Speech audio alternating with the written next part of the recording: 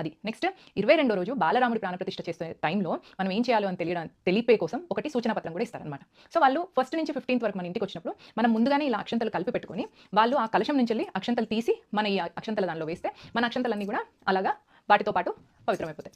ఎందుకంటే మీరు కొన్నిసార్లు మీ పిల్లలు వేరే ఊర్లలో ఉండొచ్చు, అమెరికాలో ఉండొచ్చు. సో దట్ రేపు మీరు ఏదైనా కొత్త పని చేసేప్పుడు కూడా ఆ అక్షంతలను వేసుకొని ప్రారంభించుకోవడానికి మనకి యూజ్ అవుతాయి కాబట్టి ముందుగానే అక్షంతలు కలిపి పెట్టుకొని వాళ్ళు ఇచ్చిన అక్షంతలు దానిలో వేసుకొని మళ్ళీ మనము 22nd రోజు జనవరి 22, 2024 రోజు ప్రాణప్రతిష్ఠ జరిగిన తర్వాత సాయంత్రం అందరం ఇళ్లలో 5 దీపాలు వెలిగించాలి.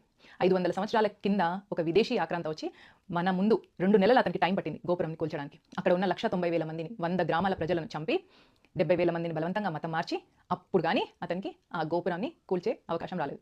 ఎన్నో లక్షల మంది, వేల మంది త్యాగాలు తర్వాత ఇప్పుడు మనము మన రామజన్మభూమిని కట్టుకుంటున్నాం. సో ఆ రోజు 500 సంవత్సరాల కింద మనకు జరిగిన ఈ బ్యాడ్ ఇన్సిడెంట్కి ప్రతీకగా 5 దీపాలు వెలిగించి 2 దేవుడి దగ్గర పెట్టేసి 2